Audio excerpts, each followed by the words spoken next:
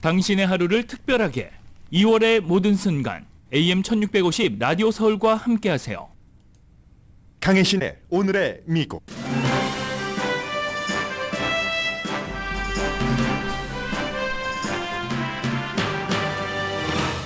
오늘은 연방 공무원들의 자발적 퇴직 신청 마감 날입니다. 오늘까지 퇴직 신청을 하면 9월 30일까지 모든 혜택을 받는다는 제안인데 부처마다 기준이 다를 수 있는 등 모호함이 많습니다. 한마디로 정부가 약속을 지킬 것인지 지킬 능력은 있는지 지금도 고민하고 있는 연방 공무원이 많습니다. 일론 머스크가 이끄는 정부 효율화 부서는 메디케어와 메디케이드 서비스 센터에 주목하고 있습니다.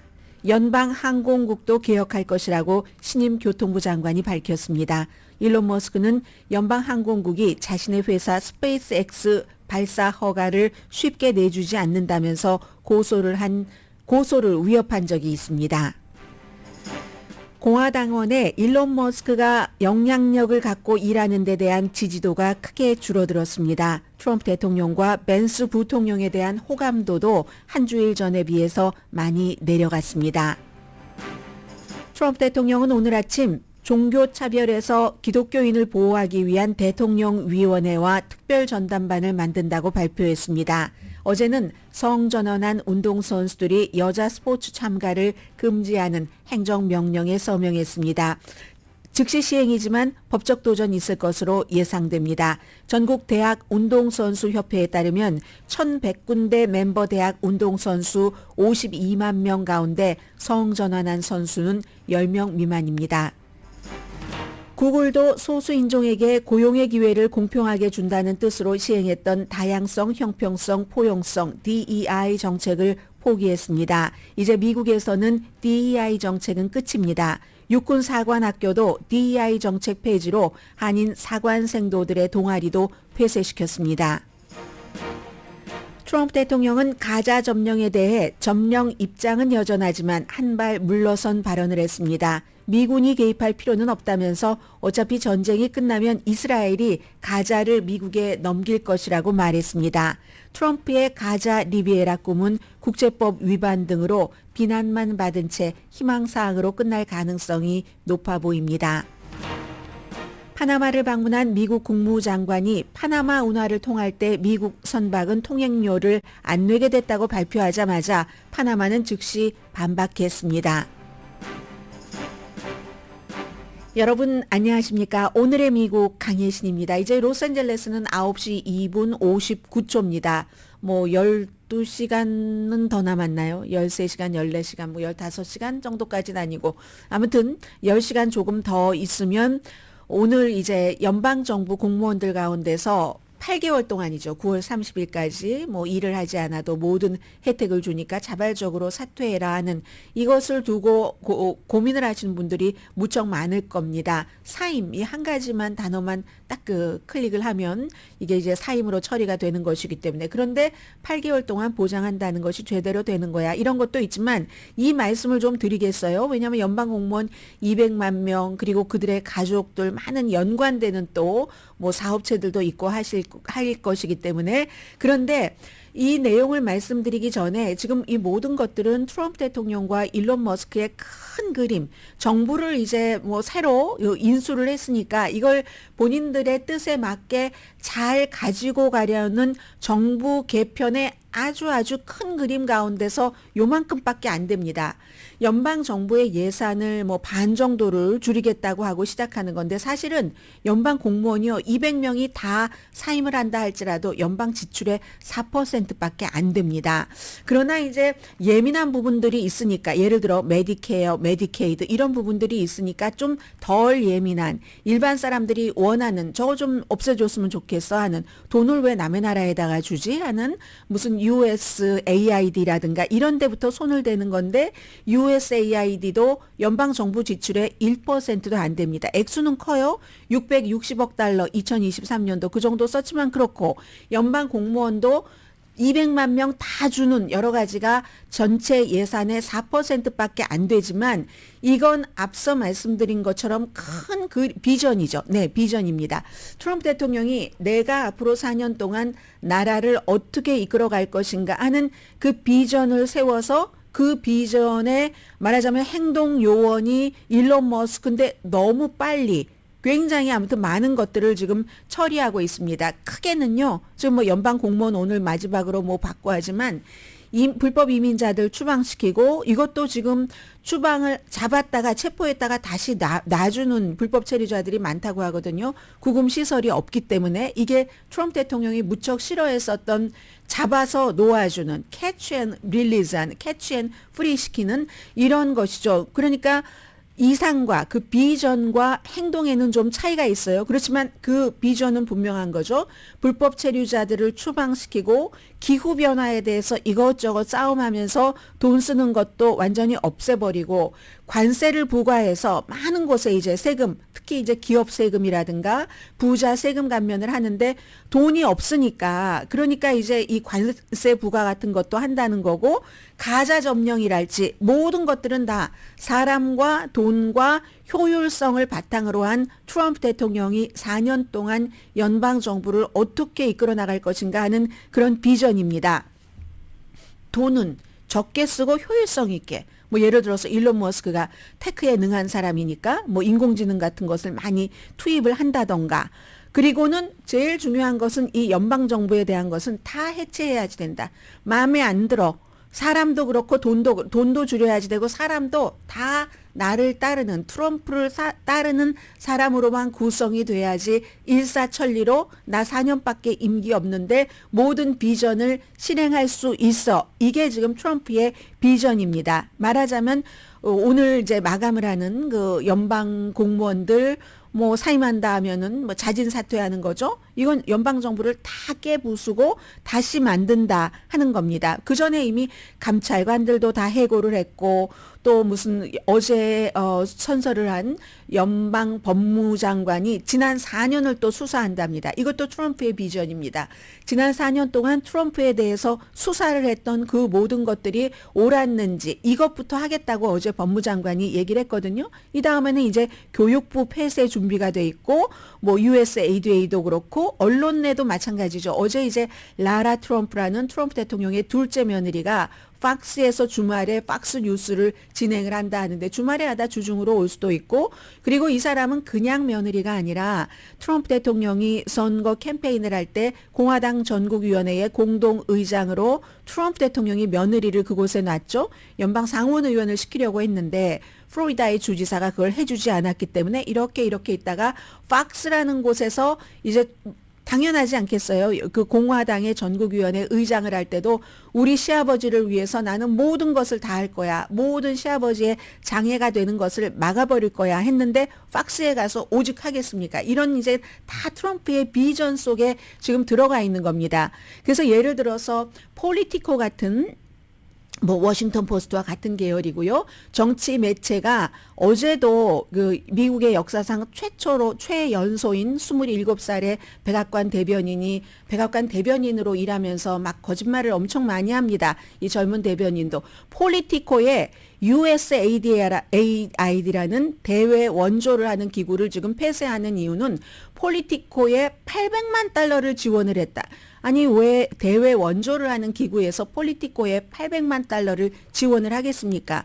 그 얘기가 전부터 나왔었고 그게 가짜기 때문에 여러분들께 한 번도 보도를 안 해드렸습니다. 그리고 가짜인 것이 밝혀지고 나서 다른 기구에선 다 가짜다 하고 내리고 했지만 일론 머스크와 백악관의 대변인만 이걸 열심히 어제도 얘기를 하고 있거든요. 그래서 백악관은 폴리티코를 끊어버린다. 구독을 끊는다 하는 건데 그건 폴리티코가 일반 폴리티코가 아니라 이제 특별한 폴리티코 프로라고 해서요. 일반인들도 그 프로를 보려면 개인당 $3,000 5명이 같이 보면 8,000달러, 단체가 보면 그것보다 훨씬 많은 구독료를 내야지 되거든요. 그만큼 기밀 정보 같은 것을 주기 때문에 워싱턴에서 또 사업하는 사람들이 많이 폴리티코 프로를 봅니다. 그럼 연방정부에서도 당연히 봐야지 되기 때문에 연방정부에서도 뉴욕타임스도 구독하고 폴리티코 프로도 구독하고 뭐 이렇게 저렇게 하는 것이지 그게 무슨 돈을 지원을 하는 건 아니거든요. 제가 말씀드리려고 하는 것은 언론도 장악해야지 된다.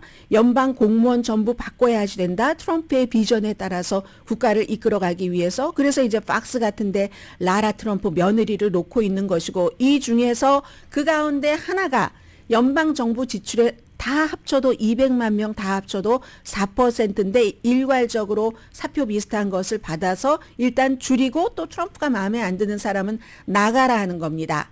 그리고 나서 한번 추려내고 또 해고가 있겠죠. 해서 오늘 이제 여러분들께서 해당되시는 분들은 내가 이거 8개월 이거 혜택을 받고 사임서를 제출해 말아야 돼. 아직도 고민을 하시는 분들이 엄청 많으실 겁니다.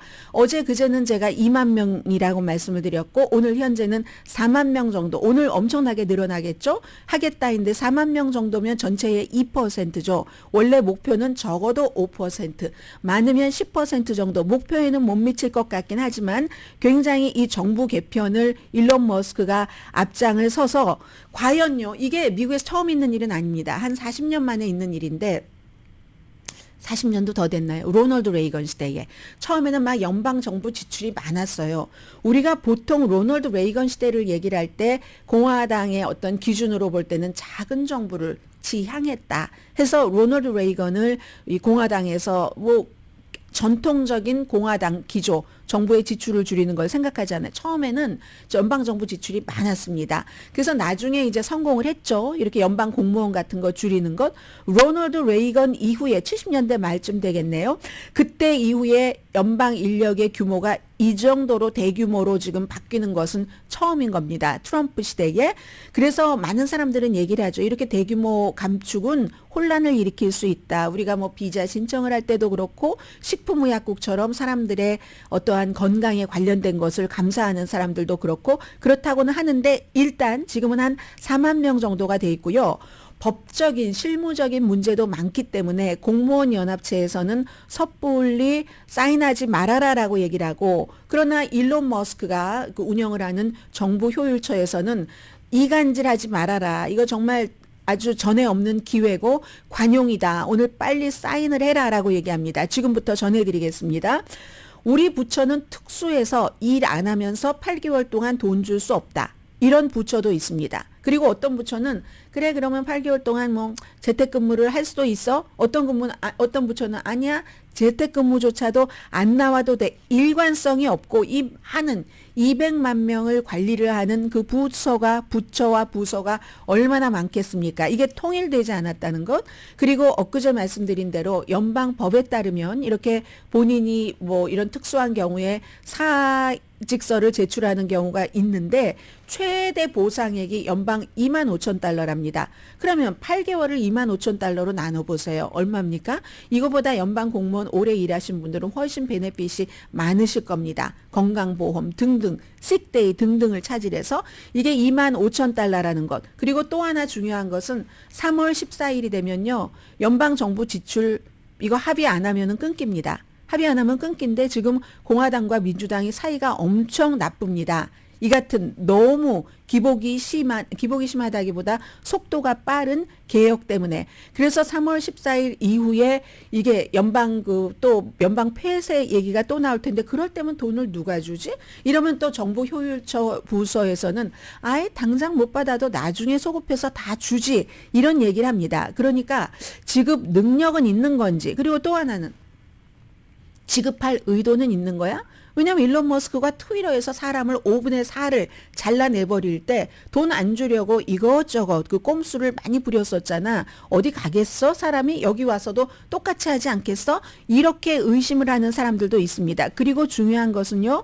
문제가 발생할 때는 이 연방 공무원들에게보다는 정부가 은퇴할 때에 인센티브 제한했던 것도 어떤 경우는 철회를 할 권리가 있답니다. 여기서 갑이 연방정부고 을이 연방공무원이 된다는 거죠.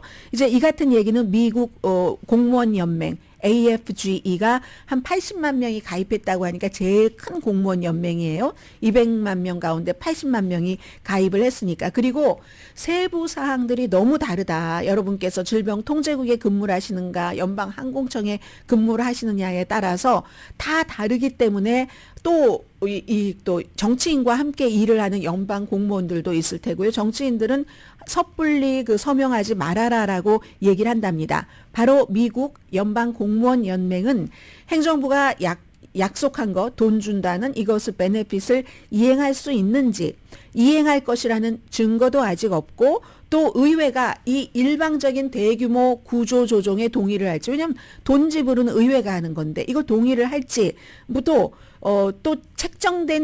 이미 책정된 자금을 이런 방식으로 사용할 수 있는지 문제가 지금 간단치 않다고 얘기를 하고 있거든요. 그러니까 이제 인사관리처의 대변인은 이 정보효율처 일론 머스크 부서의 대변인들과 마찬가지로 무슨 소리냐, 사람들이 절호의 기회를 지금 잡을 수 있는데 그 사람들에게 심각한 불이익을 주는 그 같은 이간질을 하지 말아라. 우리가 철저히 검토하고 이 같은 제안을 했고 의도적으로 굉장히 구조조정을 하는 과정에서 직원들을 위해서 설계를 한 거다. 이때 직원이라는 것은 연방 공무원을 얘기를 합니다. 자, 그런데 또 연방 자금이 부족할 경우에 소급 지원 나중에라도 소급해서 연방 정부가 폐쇄라도 된다든지 하면 받을 수 있을 것이다라고 얘기하지만 그 문장에 대해서 의회 신문 더 힐은 여러 가지 문구를 앞뒤로 살펴보면은 그 같은 주장이 정확한지는 불분명하다. 그러니까 불분명이라는 거예요. 지금 아니다. 그렇다가 아니라 자, 이런 얘기를 합니다. 그랬더니 또 다시 일론 머스크의 정보 효율부는 퇴직하는 직원들이 언제나 원했었던 정말 휴가를 8개월이나 일 안 하면서 즐기거나 그냥 영화를 보면서 쉴 수 있는 우리가 그런 기회를 주는 것이다라고 얘기를 합니다. 근데 더 힐은 또 이렇게 얘기를 해요. 드문 경우지만 이제 여러 가지 문구를 보면은 8개월 행정휴가 돈 받으면서 하면서도 여전히 일을 해야지 된다는 거, 이거 해석의 차이가 있는 경우도 너무 많고, 그것도 결정은 연방 공무원 개인이 하는 게 아니라 그 연방 공무원이 속한 기관이 결정권을 갖고 있다고 합니다. 또 이런 내용도 있다면서요. 이메일 받으신 분들, 정부에서 돈을 받으면서도 다른 일자리, 내가 좀 나이가 젊은데 여러 가지 이유로 지금 베네핏 받거나 그만두겠어 할 때 미리 다른 일자리 구하고 이렇게 얘기를 하지만 거기에도 또 그게 꼭 그런 것도 아니랍니다. 그러니까 굉장히 복잡한 얘기예요. 그래서 어떤 사람은 4만 명은 지금 사임하겠습니다. 서명을 해서 이메일로 보냈고, 그리고 어떤 사람은 그냥 버티기를 한다. 그런데 이게 만약에 인사관리처를 그래서 결국은 미국 공무원 연맹이 소송을 했습니다. 소송을 할 때 이유가 6가지 정도 됐는데 우선 몇 가지만 말씀드리자면은 첫 번째는 공무원이니까요. 그리고 연방 공무원도 헌법에 선서하는 거지 어떤 대통령에게 충성을 다하겠습니다 하고 선언하고 일하는 사람들 아닙니다. 정부 공무원을 할 때는 어떤 경우가 아니라 대부분 이상의 경우에 정부의 지속적인 기능이, 내가 공무원으로서 일하고 있는 그 기능이 사람들에게 그 공공 서비스를 하는데 거기에 부정적인 영향을 미칠 수도 있다.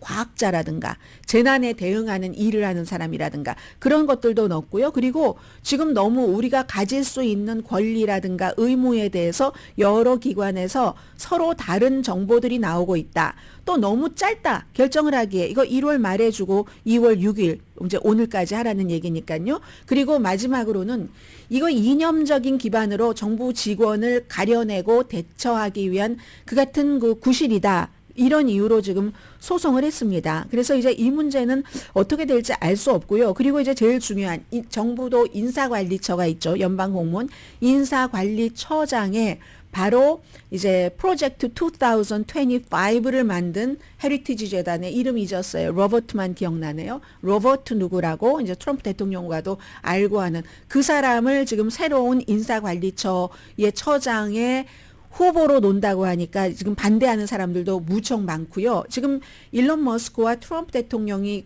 가고 있는 이 많은 일들이 거의 모든 일들은 바로 프로젝트 2025가 지적을 했었던 것과 똑같이 간다는 이제 이런 문제를 말씀을 드립니다. 그리고 여기까지 말씀드리려고 했는데 우선 여기까지만 말씀을 드리고 메디케어, 메디케이드 부분에도 지금 일론 머스크의 정보 효율성 부서가 손을 댔다든지 그 밖에 이제 트럼프 대통령이 어제 발표를 하고 또 오늘 아침에도 발표를 한 많은 한인분들이 무척 좋아할 것 같은 이슈입니다. 그런 내용은 잠시 뒤에 전해드리기로 하겠습니다.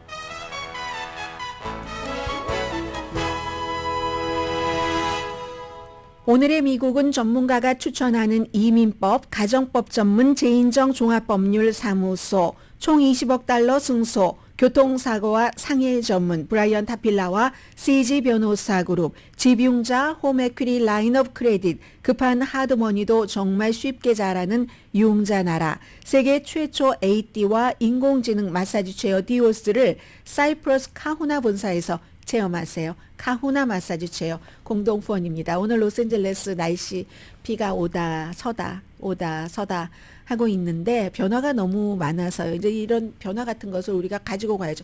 왜 요즘에 갑자기 손님이 없어지지? 뭐 여러 가지 이유가 있을 수 있겠죠. 불법 체류자 문제도 있고 또 이렇게 연방정부 청사 인근에서 스몰 비즈니스 뭐 샌드위치 샵이라든가 이런 것을 운영하고 계시는 분들은 또 그 같은 변화도 있는 거고. 그러니까 남에게 직접적인 일이 나에게도 다 간접적으로 영향을 주네요. 잠시 뒤에 뵙겠습니다.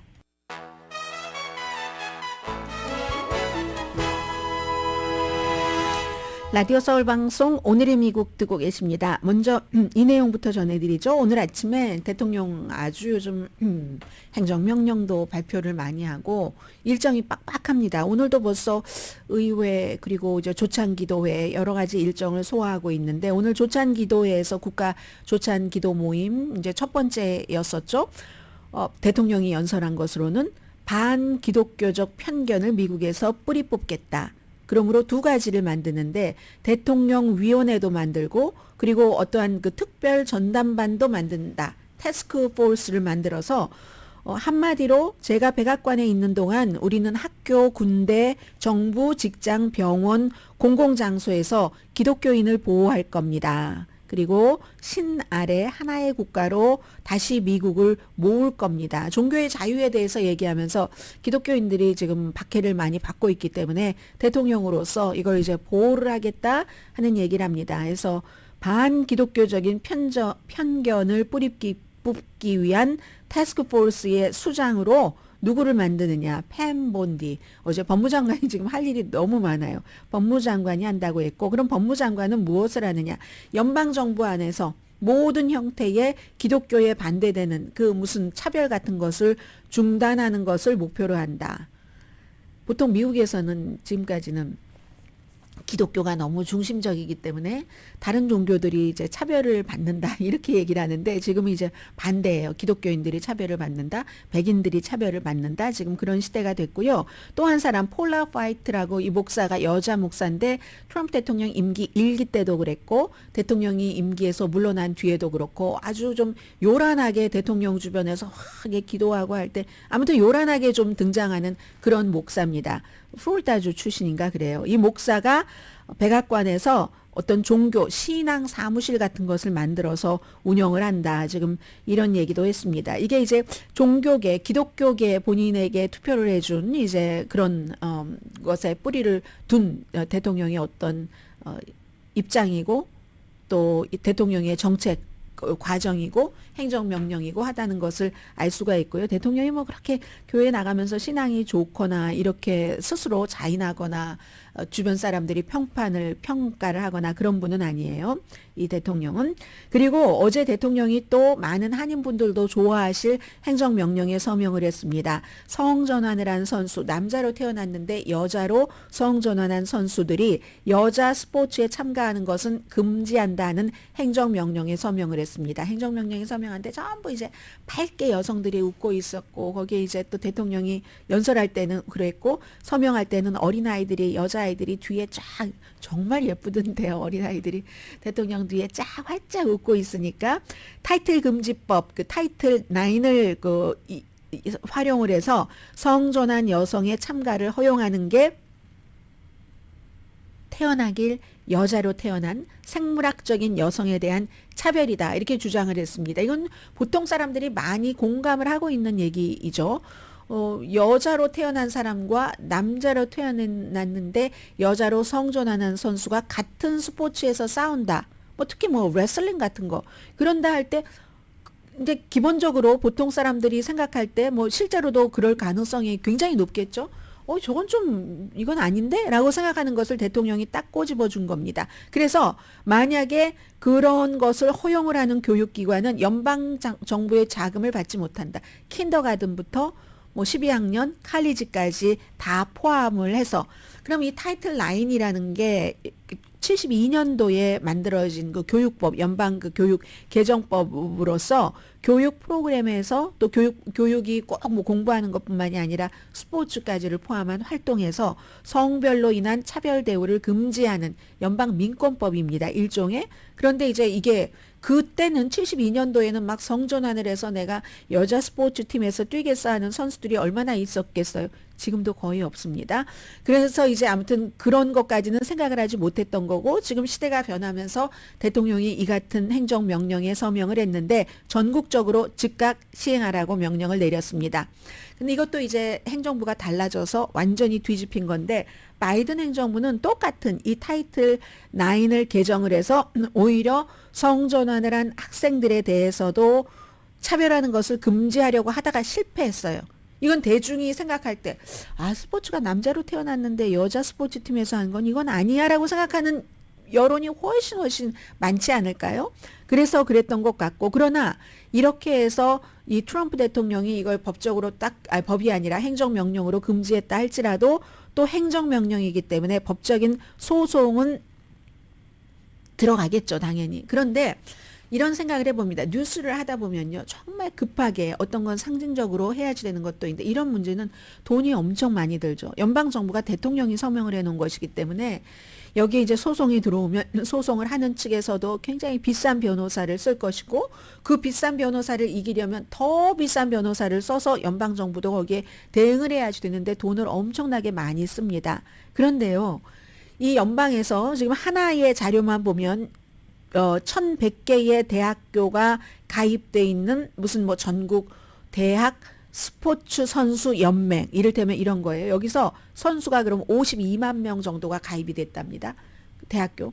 그 대학교인데도 성전환을 한 그럼 선수가 몇 명이냐? 52만 명 가운데 10명 미만이랍니다. 그러니까 어떻게 보면 이런 경우는 법적인 도전이 있고 돈 엄청나게 써야지 되고 사회적으로도 지금 많은 문제들 지금 달걀값이 얼마나 오르나 뭐 이런 것들이 있는데 이거 가지고 막 열내다가 에너지 다 쓰고 그럴 필요가 있을까? 저는 가끔 그런 생각을 하거든요. 이 뭐 차별, 성전환 뭐 이런 문제에 있어서는 어느 정도 뭐 과학적으로 모호한 부분들도 있고 또 개인적으로 사정이 다 다르기 때문에 이건 뭐 어느 정도는 개인의 판단에 맡기는 것도 괜찮지 않을까 아니면 조용히 하든지 이걸 이제 정치권에서는 민주당에서는 민주당, 공화당에서는 공화당대로 요란스럽게 하잖아요. 모든 사람들을 차별하지 않고 보호하겠어 하면 또 이쪽에서도 마찬가지 이유로 서로 반대의 행동을 하는 이런 건 굉장히 낭비인 것 같다 하는 뭐 그런 생각도 합니다.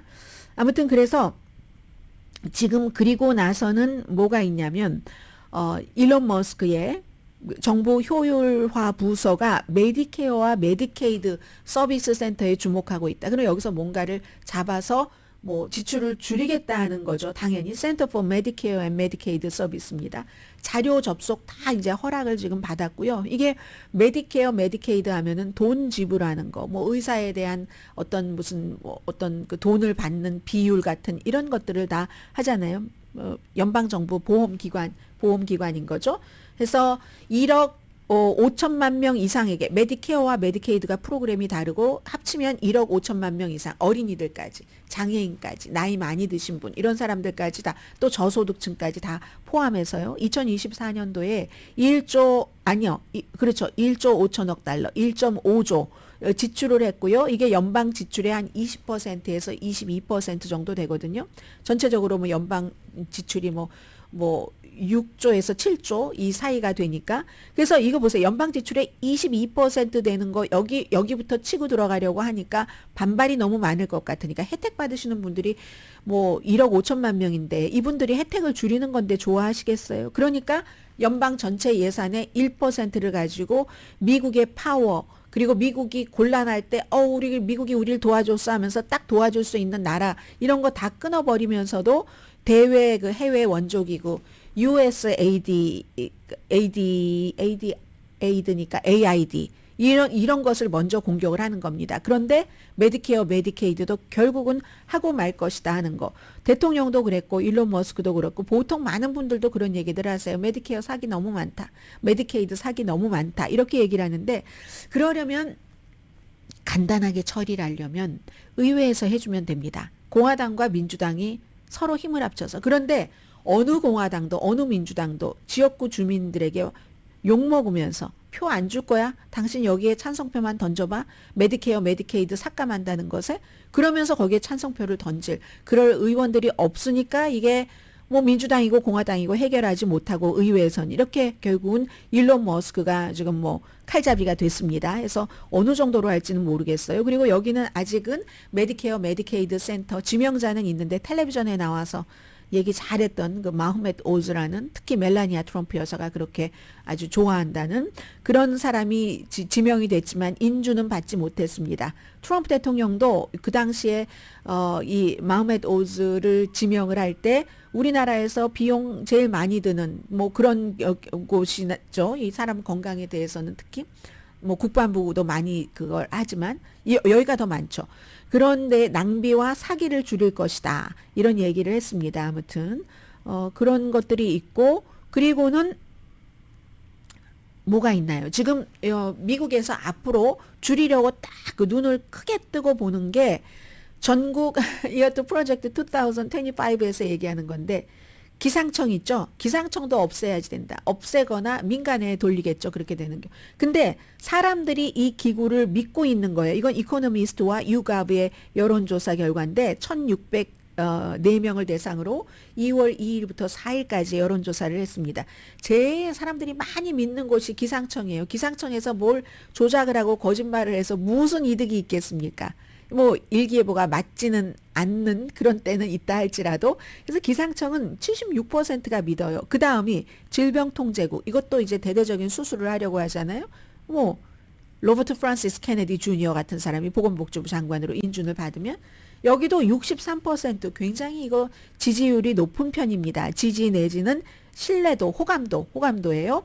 그리고 연방항공국도 비교적 호감도가 높습니다. 62%, 식품안전국 61%, 교통안전국 59%, 또 FBI도 사람들이 많이 믿는 편이죠. 57%. 그리고 그 재해청, 연방재난관리국 FEMA도 55%, 이민관세국도 50%. 그런데 이 지금 이 정도로 굉장히 높은 호감도를 갖고 있는 국민들은 여기를 이제 다 개혁을 한다는 개혁의 대상이 되고 있습니다. 그래서인지 지금 보면은요, 처음보다 이 일론 머스크와 트럼프 대통령, 또 JD 벤스 부통령에 대한 지지도 같은 것들이 급격히 좀 떨어지고 있거든요. 예를 들어서 일론 머스크는 처음에 세계에서 제일 부자니까는요. 그리고 스페이스 X라든가 또 테슬라를 통해서 사람들 상상하지도 못했던 걸 너무 많이 보여준 그쪽 분야의 능력에 아주 막 달인 천재니까는요. 그래서 일론 머스크가 하면 뭐 좀 달라지겠지 하고 선거 직후에 일론 머스크가 좀 트럼프 대통령과 가까이 있으면서 영향력을 미쳤으면 좋겠어. 그때와 지금 11월 달과 지금 어느 정도 차이가 났냐면요. 그때는 2024년 말에는 47%가 트럼프 행정부에서 좀 많은 영향력을 가졌으면 좋겠어. 일론 머스크가. 공화당 만 얘기를 하는 겁니다. 민주당과 무당판 또 달라요. 29%는 약간의 영향력, 12%는 에이 뭐 그냥 하던 일이나 하시지. 영향력 없으면 좋겠어. 그런데 지금은요. 공화당 가운데서 일론 머스크가 트럼프 행정부에서 많은 영향력을 갖기를 원한다. 26%로 줄어들었습니다. 그러면 47에서 26이면 21%가 줄어들었네요. 그리고 약간의 영향력만 가졌으면 좋겠어. 그렇다고 영향력이 완전히 없기를 원하는 건 아니에요. 이건 오히려 늘어났네요. 43%로. 전에는 29%였는데 영향력 전혀 없으면 좋겠어. 이건 전에는 12%, 지금은 17%입니다. 민주당과 무소속 유권자는 공화당보다 일론 머스크에 대해서 좀 관대하지 않습니다. 그래서 각 그룹의 6%만이 일론 머스크가 많은 영향력을 갖기를 원한다. 그냥 하던 일, 본인의 전문 분야에 충실하기를 원한다. 그런데 11월 달에는요, 민주당 15%, 그리고 이제 무당파는 26%가 일론 머스크가 많은 영향력을 갖기를 원했거든요. 전체적으로 보면, 당을 다 초월해서 계산을 해보면 미국 사람들 13%가 현재 일론 머스크가 지금 행정부에서 많은 영향력을 갖기를 원한다. 25%는 약간의 영향력, 46%는 전혀 영향력을 미치면 안 돼. 이게 비슷비슷하네요. 두 개, 많은 영향력 13%와 약간 25% 합치면 어떻게 되나요? 38%니까 영향력 안 갖길 원한다는 사람이 더 많네요. 46%. 자, 그랬고요. 그리고 이제 이런 것들이 뭐 여러 가지 본인의 이해관계와도 물리고 이러니까 그렇죠. 왜냐하면 연방항공국 같은 거 지금 칼을 대겠어 막 이렇게 얘기하는데 연방항공국장이 일론 머스크 때문에 트럼프 취임하기 직전에 사임을 했잖아요. 아니면 해고한다고 하니까.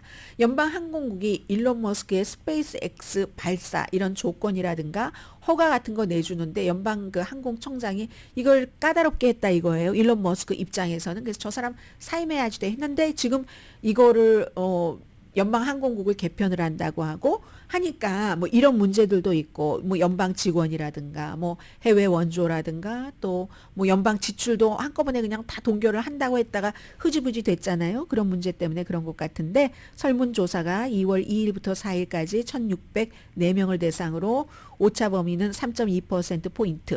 트럼프와 벤스 대통령, 부통령에 대해서도 지난주와 이번 주를 비교를 하면요. 호감도가 낮아졌습니다. 트럼프 대통령이 이번 주에 순호감도는 0인데 이게 호감도와 비호감도 플러스 마이너스를 따졌을 때 그렇다는 겁니다. 지난주에는 호감도가 반올림에서 한 3포인트 긍정적이었거든요. 지금은 0입니다.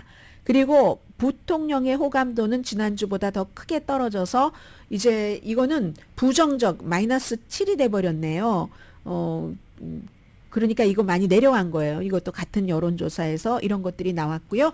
잠시 뒤에 구글 또 육군사관학교 전체적으로 이제 앞으로 4년은 여러분들 직장 생활에서 이게 알게 모르게 영향을 미치거든요. 특히 이제 소수인종에 대한 뭐 특혜라기보다는 뭐 차별을 좀 덜 받을 수 있는 DEI가 완전히 이제 사라집니다. 잠시 뒤에 전해드립니다.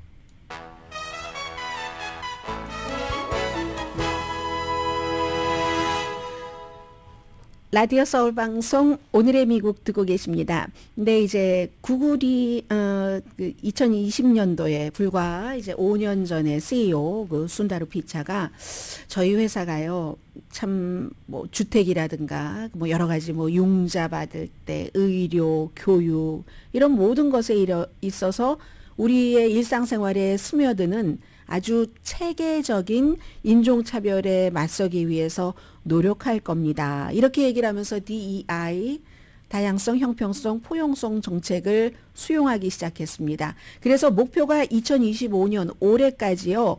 소수 인종의 리더십, 이걸 우리가 한 그 구글에서 30%는 차지하겠다 했는데 지금까지 보면은 히스패닉계와 그 아프리칸 아메리칸계가 10%밖에 하지 못했다고 하거든요. 30% 목표를 올해 말까지 가도 아마 채우기 힘들었겠죠. 그런데 이게 딱 대통령이 들어와서 DEI를 없애버린다 하고 이게 다 국방부부터 시작을 해서 연방정부 전체적으로 다 하고 그리고 이거 시행하지 않는 사람 말하자면 리포트에 밀고 해 이거잖아요.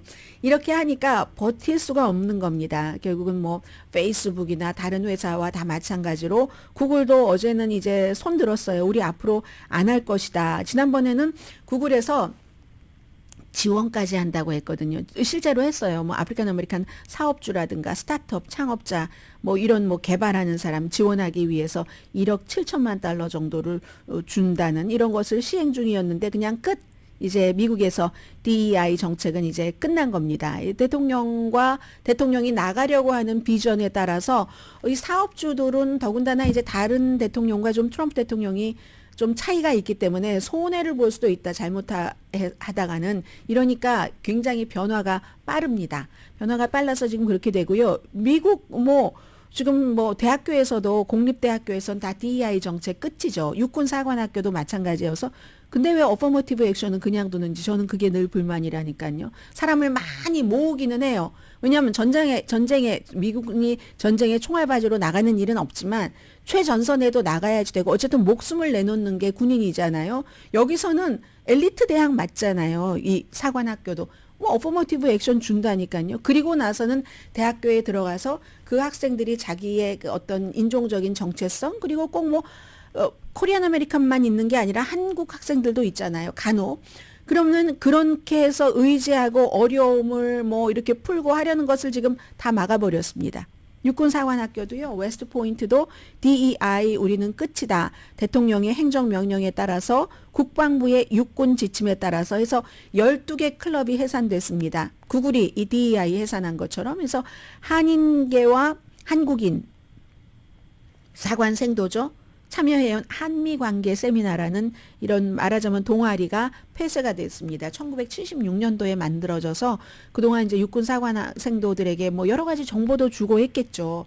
그런 것들이 지금 없어진 겁니다. 이 한인 사관생도들뿐만이 아니라 일본 포럼 클럽이라는 것도 있었고요. 아시아 태평양 포럼 클럽, 비엔나미즈, 라틴 문화 클럽, 미국 원주민 유산 그 포럼, 전국 흑인 무슨 협회, 여성 협회 이런 등등 다 이제 없어지는 겁니다. DEI는. 그리고 이 DEI를 없애기 위한 전쟁은 이제 막 시작인 거죠.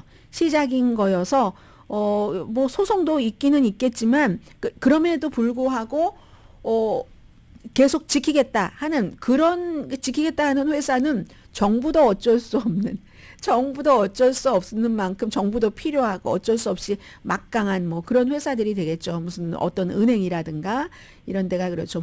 아마존, 월마트 다 DEI 우리 폐쇄하겠습니다. 맥도날드, 할리 데이비스, 등등 다 이제 타겟도 마찬가지였죠. 그랬다는 이런 얘기를 말씀을 드리고요. 자, 그런 얘기 정도를 전해드리면서 하나 중요한 가자에 대한 리포트가 남아있네요. 다른 것도 있는데 제가 가자 시간 배당하려고 여기서 마치겠습니다.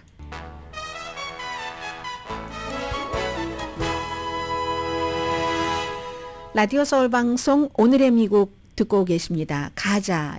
며칠 전에 너무너무 뜨거웠어요. 그러다가 어제 오후부터 약간 덜 뜨거워지는데 아직도 확실하지는 않고 어제 오후에는 트럼프 대통령이 그 하루 전에는 그제는 가자를 우리가 점령한다. 우리가 소유한다.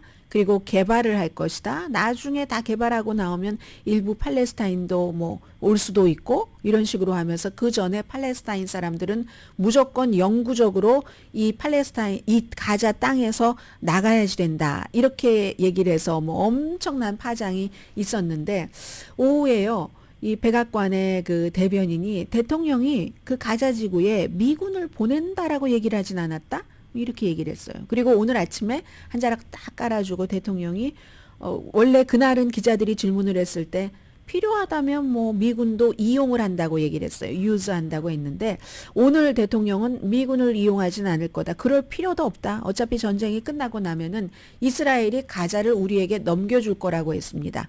그 첫날은 테이크오버 할 것이라고 했고 온 할 것이라고 했고 이번에는 그 자발적이 아니라 이스라엘이 우리에게 자발적으로 줄 것이다. 글쎄 그럴지는 모르겠습니다만은 여러 가지 이슈 때문에 이게 시행되기는 불가능해 보인다는 게 하루 이틀 지나고 나서 전문가들의 판단과 거의 확신이긴 하지만 그 사이에 미국은 스타일을 다 구긴 거죠. 남의 땅이나 거저 먹으려고 하는 것처럼 해서 그리고 또 이런 얘기를 했습니다. 트럼프 대통령이 오늘은 미국이 원래는 미국이 개발한다 뭐 이렇게 얘기를 하더니 전 세계라는 말을 하나를 넣었네요. 전 세계의 개발팀과 협력을 해서 가자지구 그 건설을 아주 천천히 조심스럽게 시작할 것이다. 그러니까 첫날 막 밀어붙일 것처럼 한 것보다는 뒤로 물러섰는데 이 얘기를요. 이제 많은 매체에서 취재한 걸 들어보니까 그날 막 백악관에 막 비서실장 눈도 동그랗게 떠지고 이런 거 봤거든요. 그리고 벤자민 네탄야후도 좀 당혹스러워하기도 하고 그렇다고 당혹스러운 표정을 지을 수는 없으니까 스마일하기도 하고 묘했는데 이걸요 대통령이 막 사람들과 충분히 의논하고 한 얘기가 아니랍니다. 특히 이제 지금 중동에서 돌아온 중동 특사말을 많이 그 얘기를 했는데 그날 거기는 완전히 철거 현장이에요. 막 이런 얘기가 중동 특사의 얘기였답니다. 팍스에 나와서 대통령의 이 얘기는 천재적이에요. 이렇게 얘기한 그 사람이요. 그랬지 별반 다른 사람들과 충분히 의논을 하지 않아서 네타냐후도 잘 몰랐었던 그런 것이라고 하고 반응 딱 보고 이제 한 발 딱 물러선 건데 미국 사람들도 다 좋아하지 않습니다. 박스에 나와서 얘기하는 많은 사람들은 뭐 대통령이 하는 얘기는 무조건 좋다고 하는 편이 많으니까 그렇다고 하지만 미국 사람들은 이라크나 아프가니스탄에 미군이 들어가서 숨진 것도 봤고 미국이 엄청나게 돈을 넣는 것도 봤고 그리하여 미군은 한 발짝도 지상군으로 투입되지 않아서 우크라이나나 러시아 전쟁에 참전하지 않았지만 우크라이나 전쟁조차 싫어하는 사람들 가운데 많은 사람들은 그냥 발 담그기가 싫은 거예요, 전쟁에. 그런데 미국 사람들이 가자에 뭐 그렇게 가서 점령을 하고 하는 걸 별로 좋아하는 사람보다 싫어하는 사람이 훨씬 많을 것 같고요. 여론조사는 안 해봤지만. 그리고 아랍에서는 절대적이죠. 아랍 다른 국가들도 뭐 팔레스타인은 분명하고 팔레스타인 사람들은요. 그 피가 있잖아요. 유전자가 있어서 엄마 아빠들이 70년 넘게 막 그렇게 막 낭인 생활을 하고 우리 땅을 빼앗기고 우리 땅을 빼앗아서 국가가 된 그 국가의 핍박을 받으면서 그냥 팔레스타인 입장에서 볼 때요. 그랬는데 지금도 또 이러고 지금은 우리에게 물어보지도 않고 미국이라는 나라가 홀랑 먹어버리겠대? 그냥 또 이 사람들 오기로 들어갑니다. 지금 열심히 짐을 싸가지고 그 폐허가 된 트럼프 대통령의 표현대로 철거 현장으로 들어가고 있고 그리고 아랍 국가들도 이중성이 있어요. 저 사람들을 받아서 또 나중에 문제가 되지는 않을까. 중국이 그렇잖아요. 북한 사람들을 받아서 문제가 되는 것도 싫고 뭐 등등 그런 것도 있고 또 하나는 그렇게 돼서 오래되면 이 사람들을 우리의 시민으로 인정을 할 것인가. 원래 왜냐하면 이스라엘과 팔레스타인 두 개의 국가라는 목표를 가지고 세계가 쭉 국제기구가 가왔으니까. 그럼 우리나라, 요르단, 이집트 이런 나라 뭐 트럼프가 받으라고 하는데 받아서 저 사람들에게 시민권을 줘? 그런 국가에서요. 팔레스타인 같은 아랍계 국민이라는 여러 가지 인정, 종교 뭐 이런 것 하지만 나라가 없는 국민이기 때문에 약간 2등 시민 취급을 합니다. 그런데 시민권을 준다고 이거 안 한. 지위 자체는 좀 비하하는 그런 게 있습니다. 이스라엘이요? 이스라엘도 사실 벤자민 네타냐후처럼 권력을 유지하기 위해서 시간벌이로서는 좋다 하는 사람들이 많지만 이스라엘 사람들 가만 보세요. 무기라든가 외교 같은 것은 분명히 미국에 의존을 합니다. 파이터, 미군 씁니까? 안 씁니다. 그런데 그 땅을 우리가 가져야지 되는데 미군이 들어오고 미국 사람들이 들어와서 한다고 이것도 다수의 지지를 받을 수는 없다는 거고요. 팔레스타인 얘기를 조금 더 말씀드리자면 팔레스타인 사람들이 그렇게 가는 것은 꼭 그 무슨 뿌리 깊은 우리는 해야 돼 이런 것도 있지만 다른 나라로 가서 잘 먹고 잘 살 수 있는 사람들은 이미 갔겠죠. 갈 수 있는 사람들도 없겠죠. 그러나 폐허라도 고향에 돌아가야지 되는 그런 많은 사람들도 있지 않겠어요? 새로운 인생을 다른 나라에서 할 수 없는 그런 사람들 그렇기 때문에 힘들고 미국 그럼 아랍 국가들 무슨 뭐 유럽 연합, UN 수많은 민권 단체에서 다 싫어한다고 하는데 트럼프 대통령이 혼자 그걸 어떻게 하겠습니까? 물론 자레드 쿠시너와 트럼프 대통령은 세계가 다 아는 얘기예요. 뭐 지중해의 그 비전이 있죠. 여러 가지 부동산 비전 같은 것. 그런 것들이 있기 때문에 그렇지만 그러나 이것은 굉장히 어려울 것이다 하는 거. 그럼 중동에 대해서 오랜 규칙은 이미 망가져서 그 중동 평화를 어떻게 할지 모르지만 새로운 규칙이 뭔지는 아무도 모르는 거죠. 제인정 종합법률사무소 브라이언 타필라와 CG 변호사, 융자나라 카후나 마사주체어 공동폰이었습니다. 강혜신이었습니다.